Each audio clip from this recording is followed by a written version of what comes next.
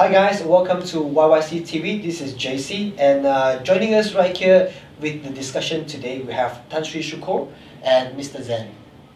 So we have the news that according to Nanyang News, they are writing that regarding a new action from LHDN.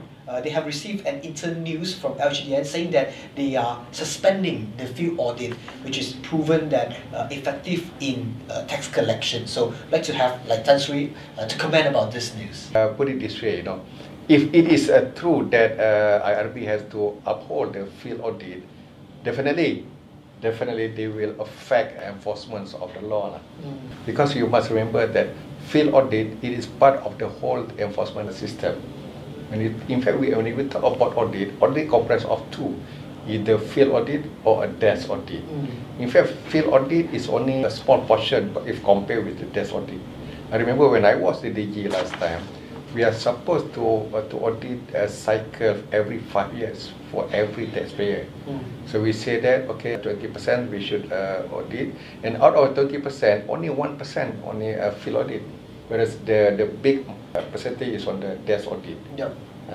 Mr. Jen, what do you think about this? Seems to be internal news from the LHDN, but it's only reported in the newspaper, and it seems like there is no official announcement yet from the LHDN. I think it's more important to understand field audit and desk audit. Both of them are actually very important tools, right, to ensure that taxpayers pay tax according to the law and comply to the tax laws. So what are actually the differences between desk audit and field audit? Okay, field audit is in between a desk audit and investigation. So whereby the field audit, okay, we go to the business premise. Maybe they spend 1 day or 2 days, depends on the nature of the business.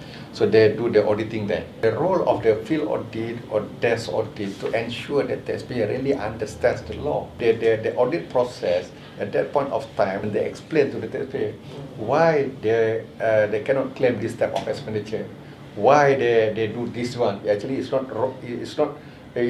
correct to the points of law. So that at the same time, they do the awareness and education is there. Maybe from Zen, we can get to know how is actually the taxpayer's response to field audit and desk audit. From the taxpayer's perspective, well, when it's desk audit, they will feel like it's not too serious yet, because what the taxpayers usually do is just to send in the proper documents for them to check, and then no one will come to their office to do further checking. So they will feel like, right, this is just a routine checking, so it's all okay, right? Yeah. But once they receive letter on field audit, of course, certain taxpayers will feel a bit afraid or worried, right? Thinking that, hey, have I done something wrong? That triggers Is it that serious that you have to come to my premises? Have I done something wrong to make you come to my office right now to check on my documents further, right? But rest assured that sometimes, right, even though a taxpayer got field audited, it doesn't mean that this taxpayer has done something wrong, definitely done something wrong, right? It's just that the officer needs to check further, they need to understand further. Maybe from the desk audit documents, they were not fully clarified with all these documents yet, hence they want to go in and do further checking. Can I raise a question, Tan Sri? How the LHDN officers or the DG select field audit taxpayers? It's come to self-assessment. When taxpayers submitted the tax return, there's no document. There's no hard copy to be sent. It's only just based on the declaration of the tax return. When they process the tax return, there is a risk analysis. They have the algorithm and everything. So the cases will be picked up for audit. They will pick up for audit. When they pick up for audit, there could be sometimes maybe based on the very suspicious transaction.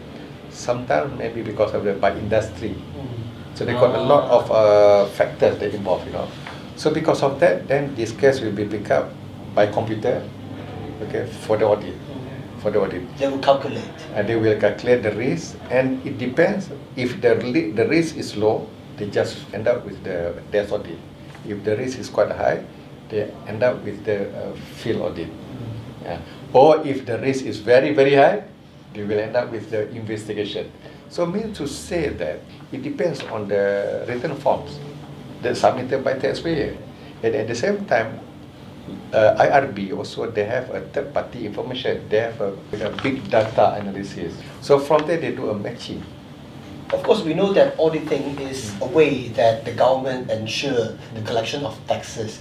Well, just now we mentioned about desk audit and field audit. Well, if you receive letter for desk audit, well, like I said, it's just a routine checking. Right? We just have to prepare documents accordingly, reply to them within that specified time period given, right? So just reply accordingly we do. That's what desk audit.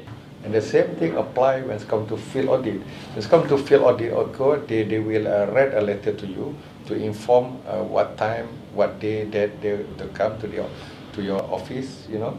And they also give a list of their team members, you see.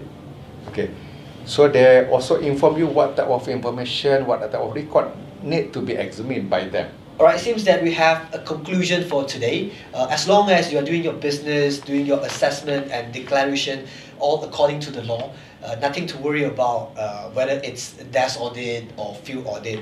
So we hope everyone enjoy the knowledge today, and of course we say thank you to Tan Sri and thank you to Mr. Zen as well. Thank you. Yes.